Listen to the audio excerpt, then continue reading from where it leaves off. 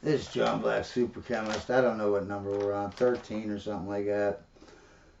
Uh, Biggest trick of gender theory. Uh, and I'm giving you a couple signs of these crazy, how they think like everybody's. They're so unsafe. See, she thought she was unsafe. She was like, he could be a serial killer. Even after I said, even if there's 330 active serial killers right now in the United States, there's 330 million people. That means just one out of a million people is a serial killer. Like, what? Are you insane? She wanted to literally argue about it, but I was like, forget it. I don't want to. I don't want to. Whatever. Uh, but you see how they have such a low opinion, even though men throw stuff at them all their lives, help them when they're broke down, help them when they were in trouble from another man or running over to rescue them. But whatever. Uh, and I did when I was doing interviews, I had like 5 questions. It was really like 10. It was 10 questions, say. But they were double questions. I can't remember what, I gotta find it. I can't find them right now. But I do remember the first question, okay? Or the first 2 questions, right? You can ask this to any woman to see if they're a nut job, okay? This one question alone doesn't mean they're a nut job. But if you asked all 10 of them, or 5, yeah, if they do it with all of them, then they're nuts. They're crazy. They're non-binary, okay?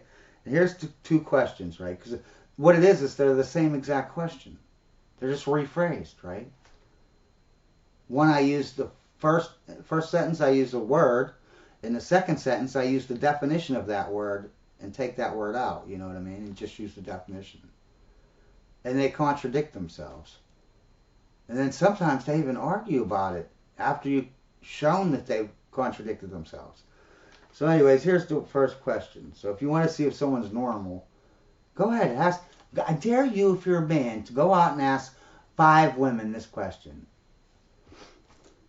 So let's say you go in, this is how I asked it. Let's say you're going into a marriage and you understand that the man wants to be the leader and you're going to be the follower and you agree to it. You know what I mean? So it's not like you're forced into it. You wanted to go into it. You said that you were, down with that. So, do you think the husband should be the leader? If if you're going into that thing, that dynamic, and she'll say yes, yes. So, do you think that husband should have the final say in every decision? And every time, if you're a real nut job, they'll say, what will they say? Well, I ain't gonna let him punch me or kill me. Yep, that's what they'll say. Yeah, see, a leader, you can say, what's a leader? And you're like, oh, someone that's fair and someone's this and that. No, those are traits of a good leader. A leader, because you can have bad traits and still be a leader. A leader is a person who has the last word in every decision, right? So, like your coach. Your coach has the last word in every decision, right? So, yeah, all the questions were just like this, where it's double. And then when you tell them how it's double, some of them are just like, oh, okay, I see that. That doesn't make sense. But then they'll go into other double speak. But some of them actually they won't admit that it's double speak. They can't. They don't have that ability. You know what I mean? They don't have that ability. And this test basically proves. I mean, if you don't have the ability to admit when you see contradictions in what you're saying, even though you can see the contradictions, it's like, go on. But yeah. They'll always say, no, I can't let him. I mean, what if he does this? What if he does that?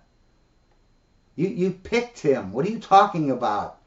Did you pick an idiot? Like, you picked the man. Did you pick someone that's going to beat you? Why are you saying if you're not going to let him beat me? Like, But And I wanted to bring up one more thing is that you know what a reverse marriage is? That's when you flip the script, right? You put the woman goes out and makes all the money. The man is a house husband. He doesn't work. He takes care of the kids, and he whatever. You know, in them marriages, the house is always immaculate. The dads do such a great job. It's unreal. But 90% of the time, yeah, the woman leaves.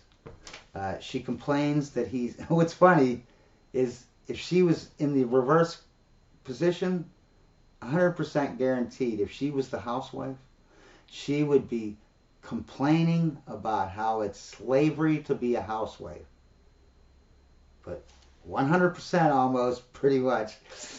When it's a reverse marriage, the woman always belittles the man and says how he is not doing anything. She's the slave.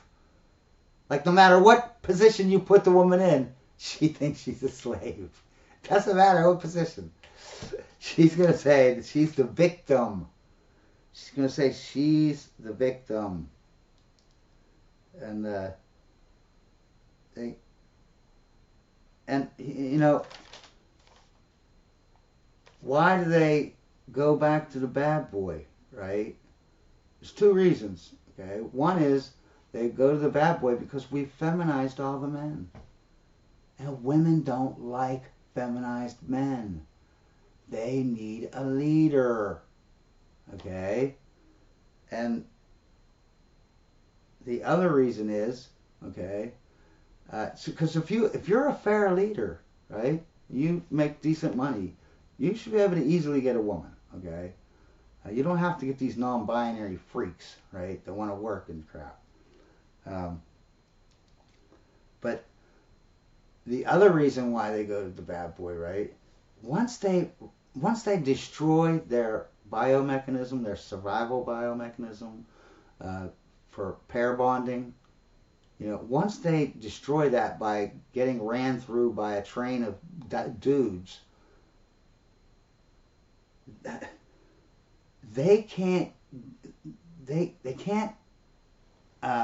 imprint on you. They can't imprint on the guy. And so they need chaos at this point, you know what I mean? Or they're so crazy and they're so chaotic with everything. They need that chaos. They have to have it. It's like a drug to them at that point. The same way with the imprinting thing. Once they lose that imprint ability to imprint on a man, they need that bad boy. Now they don't even want a fair good leader. They don't even care. They only want that bad boy so they can put all their anger on him or I don't know why. Just because they're crazy, because they're so chaotic, they're so, I don't know, they just go crazy, man. But I want you to think about this, right? You know, when she imprints on another man, she stays imprinted on that man, right? Because she used 100% of her bonding mechanism, if it's that first man, right? So let's say you come along. Now and let's say she had a kid. So she lost 50% of her pair bonding, right, with that first man and the baby. Then you come along. Now she only has a 50% pair bonding mechanism, right, to imprint onto you. But the thing is, when she imprinted onto the first dude that had the baby, she imprinted on him twice. Once when they had sex the first time, and once when she had the baby. And she had 100% of her mechanism bonding pair bonding mechanism. She had 100% of it, and it was used twice on him. Then you come along, she uses 50% of that pair bonding mechanism on you. What's that? Then you wonder why they go back always to the husband, the first guy. That's why, because they imprinted so much better onto him than you. So getting a single mother, you got to be an idiot, man.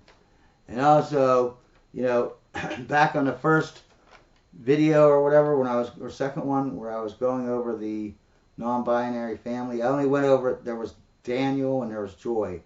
I went over Daniel's bloodline going back, right? Joy, I don't know anything about her, but she's a basket case. She's a basket case, all right? Everyone knows it. And she came from a single mother. And that single mother, I think, came from a single mother. But anyways, I got enough time here, so I'm going to go over a story, right? Let's see. Okay, yeah, I guess that's it. So anyways, they demonize the male traits, right? And call them evil. Like direct and truthful means you're a misogynist piece of garbage and you're mean, right? Just like black people, they define success as evil white racism. Well, you know, direct and truthful, oh, that's being mean. Yeah. So anyways, my mother's in the hospital, right? She broke her leg. It's literally like broke, man. It's sticking out her leg. She's in the hospital for like a week or 3 days or something, or I don't know. Yeah, I guess it was just a couple of days at this point. So she wants to die. My mother's like 82 or whatever. She just wants to die. She's ready to die. She's been ready to die for 10 years now. And so the plan is that the broken leg is bleeding internally. So if they don't fix it, she will bleed out and die. So she had to decide, do you want to die or do you want to get your leg fixed and fix the internal bleeding? She was no way going to get it fixed. She was going to die. She's going to stay there and die. Now, this is 3 days later or whatever, 2 days later, I don't know. So I go down thinking this is the last time I'm going to see my mother because they're going to, you know, they're not going to do anything. She's going to bleed out. Like, that's not going to take years to bleed out, you know. So I want to make sure, whatever, you know what I mean. I'm talking to the first doctor that comes in, right? All the doctors are women. She says, so this is a 100% chance that she's internally bleeding, right? You know what I mean? Because if it's not a 100% chance, then she's going to just have this broken leg that's going to heal wrong, and then you're going to have to break it and redo it or something, I guess. I don't know. But anyway, she kept answering me like flowery words and stuff. I'm saying, hey, she's going to die, right? It's just, you know, being direct or whatever. She's giving me paragraphs back, but never answering me. So I asked like 3 times, right? And she just would not answer the question. You know what I mean? Well, we're gonna take care of her, and she's gonna go right to the hospice, and you know, blah blah. And she's going on and on and on. I'm like, I don't even know. Are you answering my question? Yeah.